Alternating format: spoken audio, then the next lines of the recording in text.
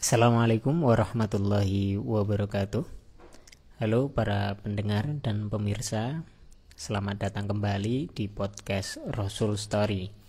Ini adalah episode yang ketiga dan kita masih akan melanjutkan pembacaan kita pada buku Muhammad Masih Hidup karya Syekh Mustafa As-Sibai. Sebelumnya kita sudah membaca tentang keistimewaan sirah Rasulullah Shallallahu Alaihi Wasallam atau catatan perjalanan hidup baginda Nabi Shallallahu Alaihi Wasallam. Dimulai dari keistimewaan yang pertama, yaitu bahwa kisah beliau adalah kisah paling valid. Kemudian keistimewaan yang kedua, bahwa kisah hidup beliau adalah kisah yang paling lengkap.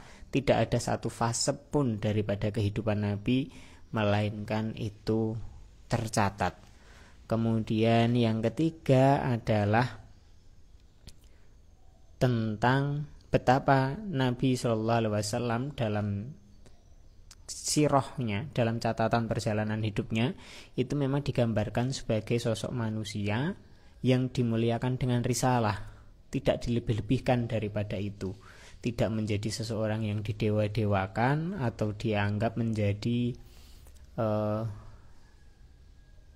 anak Tuhan atau yang semacamnya, sehingga dengan keberadaan atau eksistensi Nabi Shallallahu Alaihi Wasallam yang sedemikian itu menjadikan beliau itu sangat layak untuk dijadikan sebagai suri tauladan, karena manusia hanya bisa meniru manusia, tapi istimewanya beliau adalah manusia yang berakhlak mulia.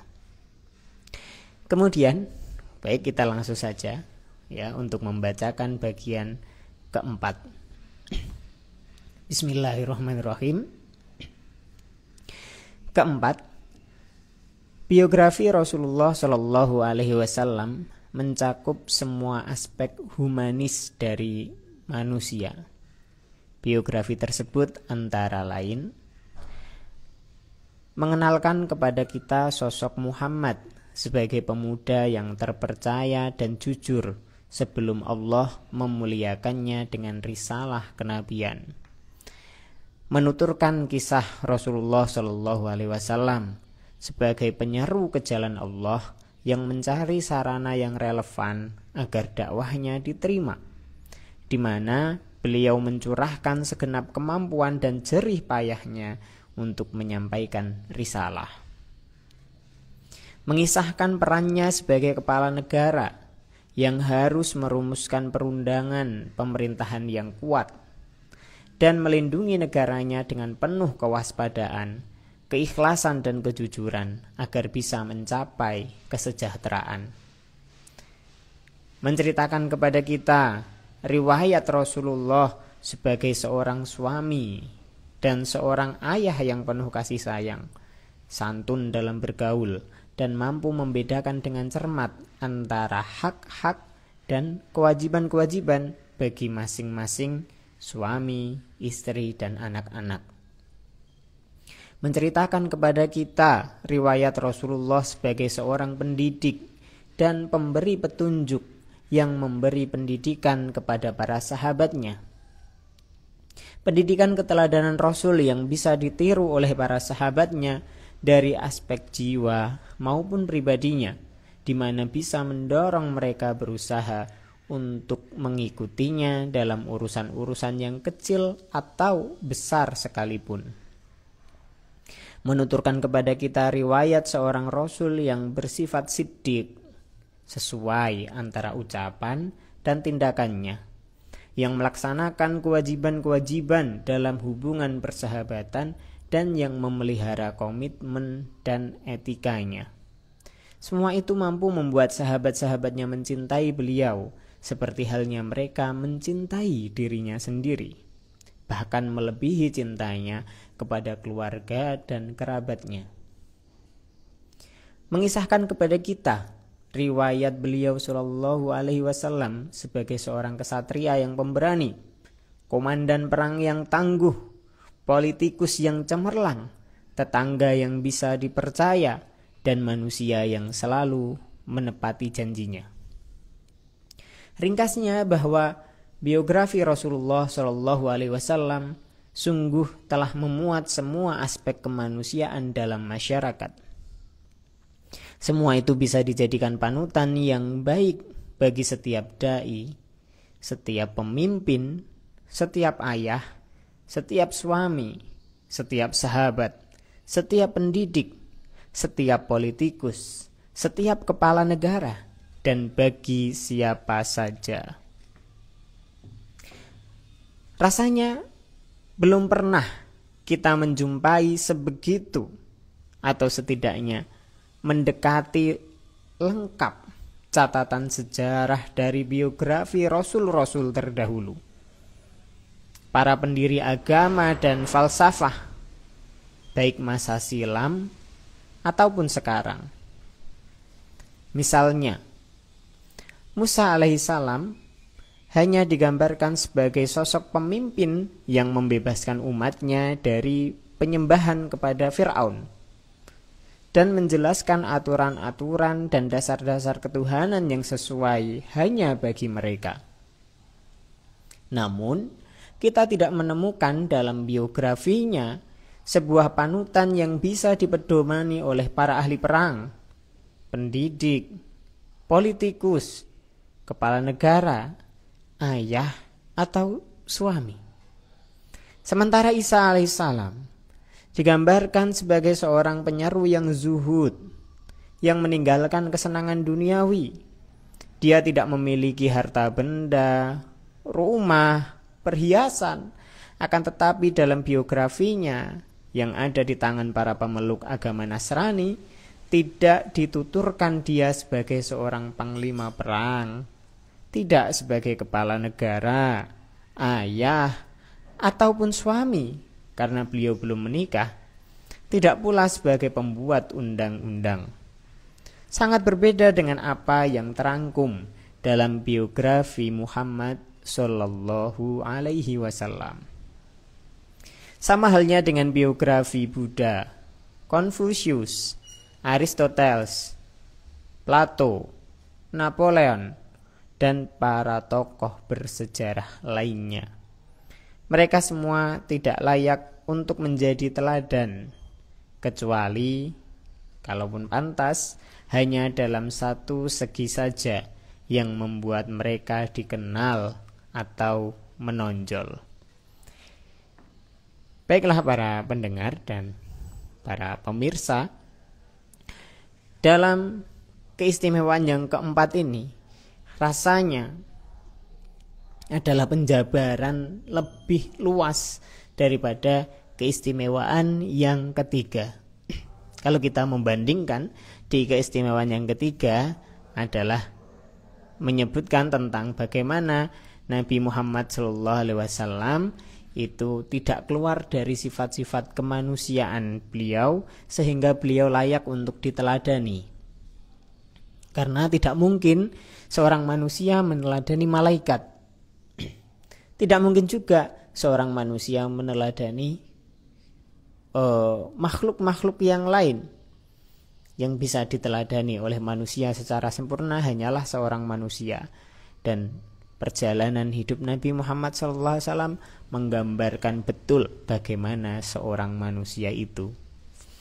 Kemudian dalam bagian yang keempat ini, setelah kita membacanya tadi, ternyata ini adalah penjabaran tentang bagaimana Nabi Muhammad merupakan sosok manusia yang sempurna, sosok suri tauladan yang sempurna, hampir dalam segala macam aspek.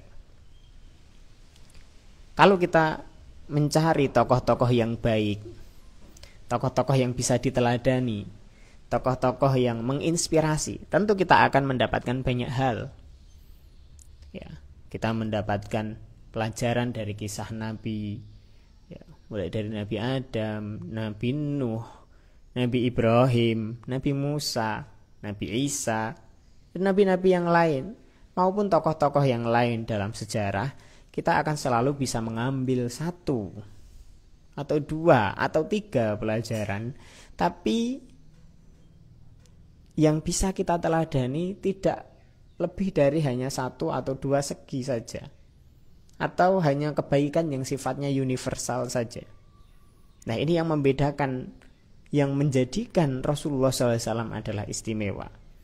Karena beliau SAW itu adalah sosok teladan yang sempurna, paripurna, bisa dicontoh oleh siapapun.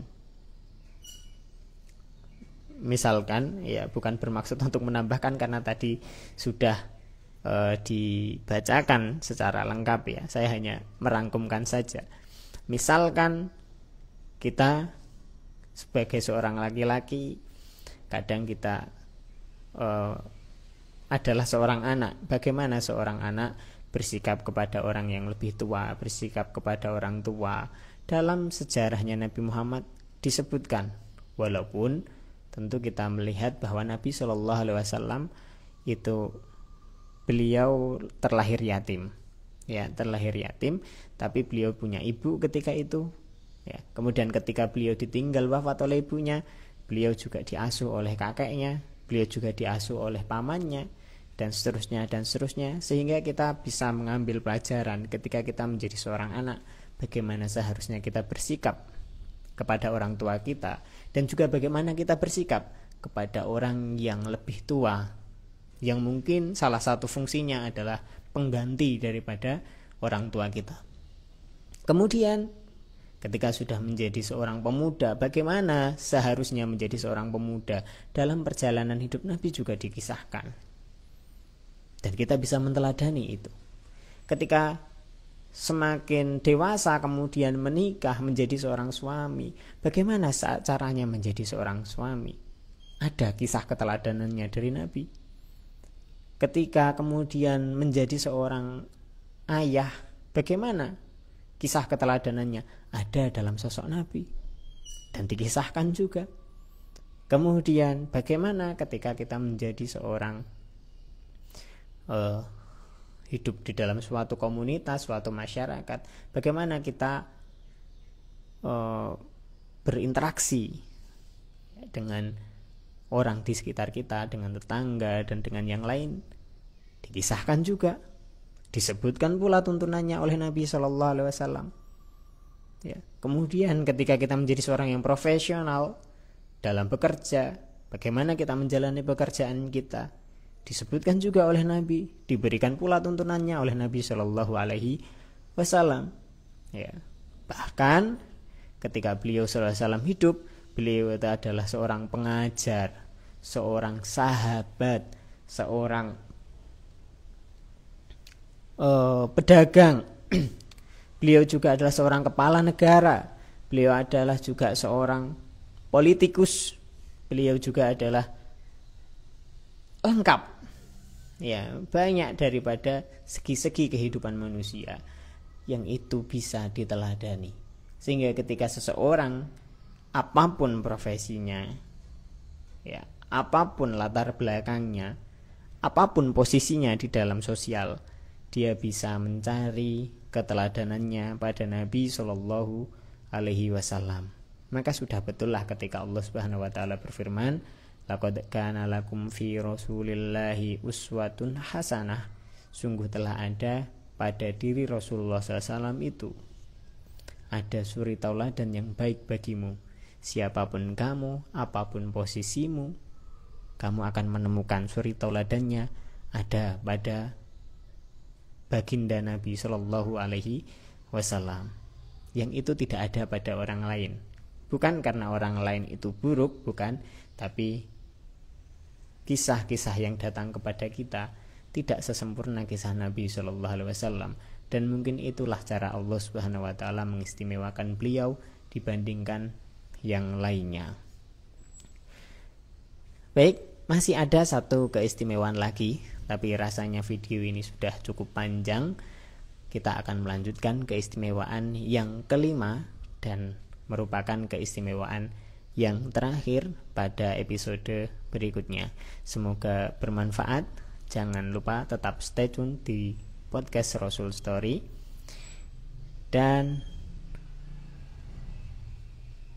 dukung ya podcast ini dengan menyebarkan kepada sebanyak-banyaknya sahabat, teman, saudara, agar manfaatnya bisa dirasakan oleh semuanya.